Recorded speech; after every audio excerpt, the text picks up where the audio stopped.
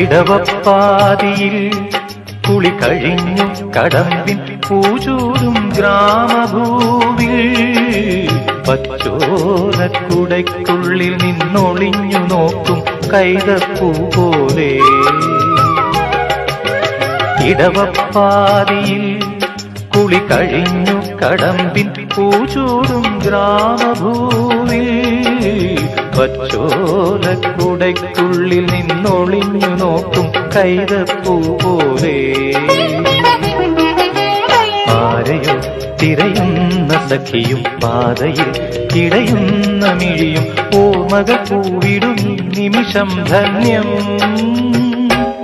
ഏതോ കിളിനാദമിൻ കരളിൽ മധുമാരി പെയ്തു ആരാഗമാധു